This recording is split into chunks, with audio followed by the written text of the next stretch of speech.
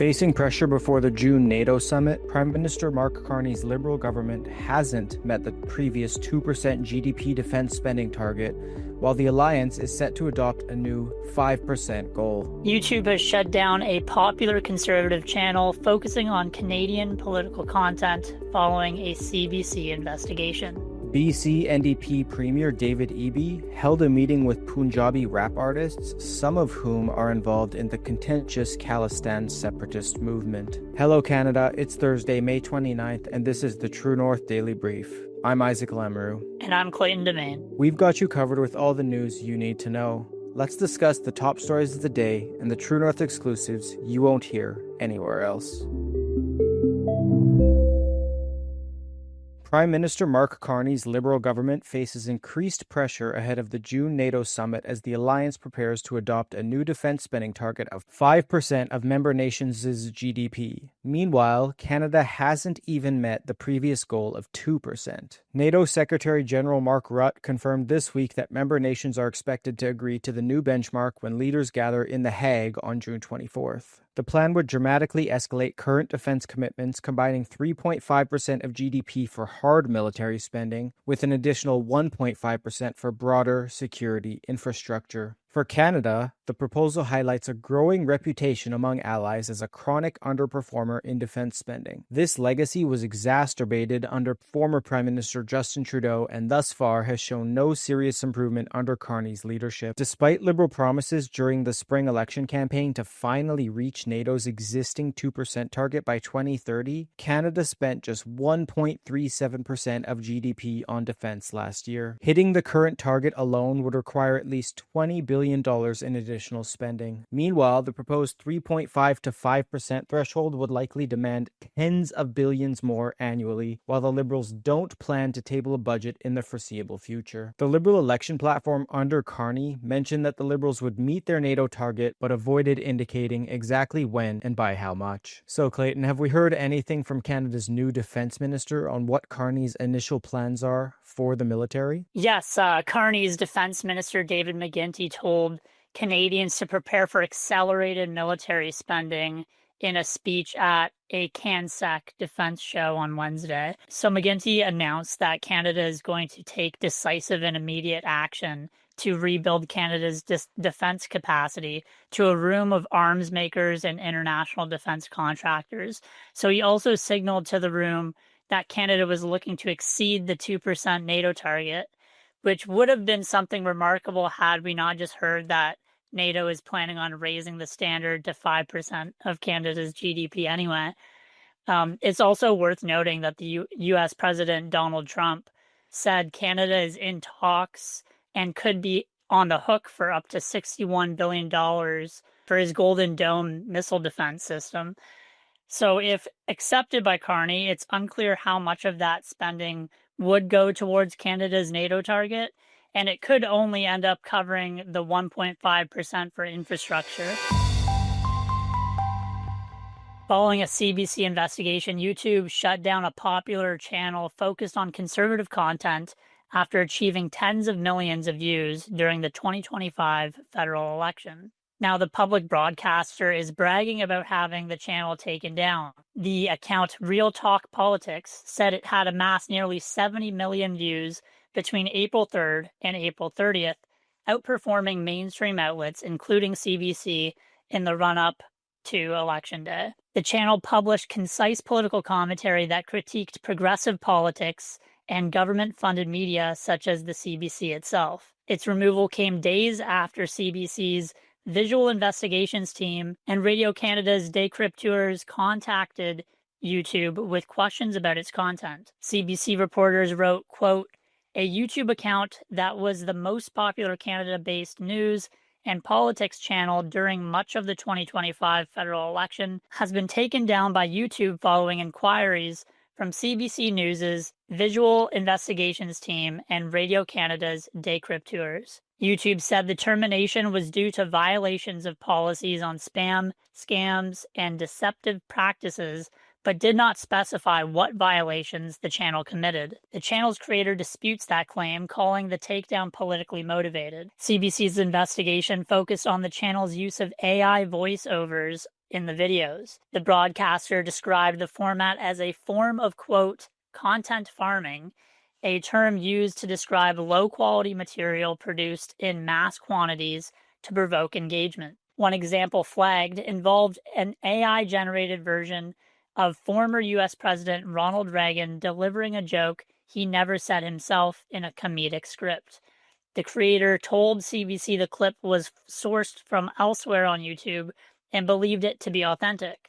The video has circulated across YouTube, but the company did not mention if that video factored into the takedown. The timing has raised questions about whether the CBC crossed a line by pushing a private platform to act against a competitor in the political media field. So, Isaac, is this another case of CBC showing its political bias? Why hasn't the public broadcaster targeted left-leaning channels that do the same? Yeah, Clayton. So there's a lot to unpack here. I suppose the CBC and the Liberals got one step closer to their likely goal when this channel was taken down, that Canadians are forced to watch legacy media, and that CBC is the last and only news station standing. Already, due to Bill C-11, it has become increasingly challenging for Canadians to access news that is not funded by the Canadian government. The importance of a free press, one that can criticize the sitting government, cannot be overstated. Conversely, the CBC received around $1.4 billion in funding from taxpayers this year, but barely made any money after accounting for their $1.9 billion in expenses and less than $500 million in revenue.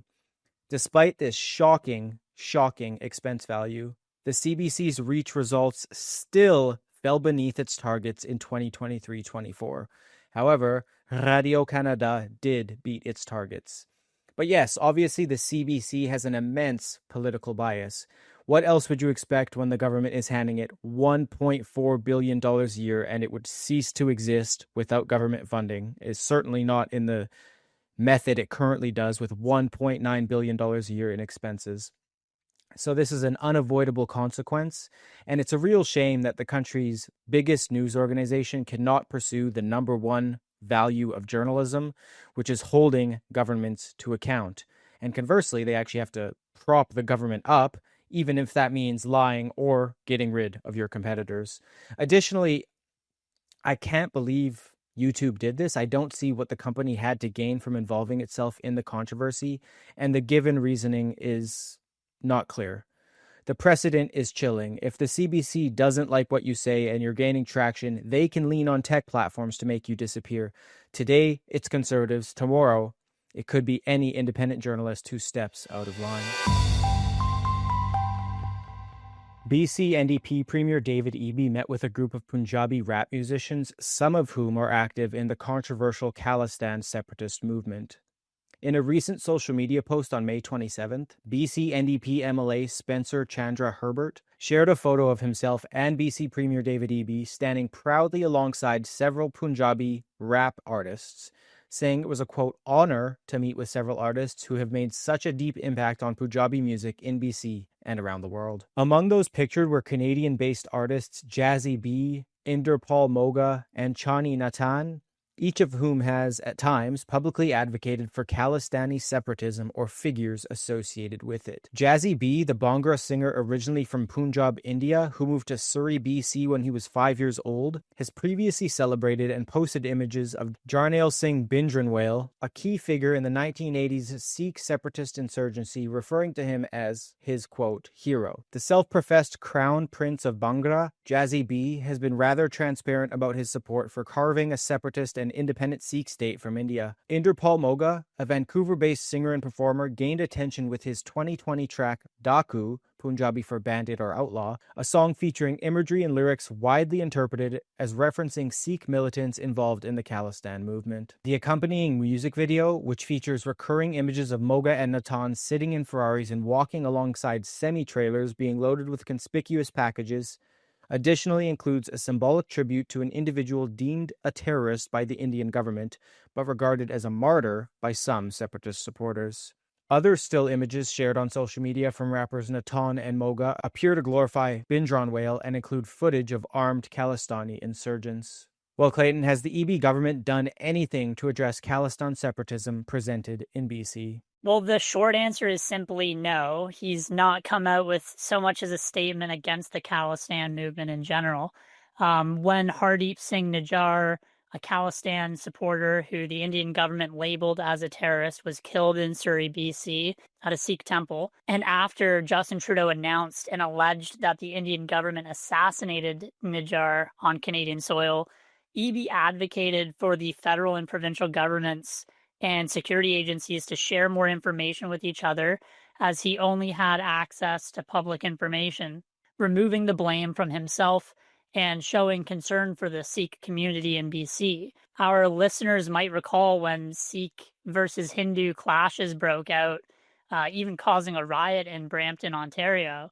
That was the closest Eby ever got to calling out Khalistani extremism in Canada.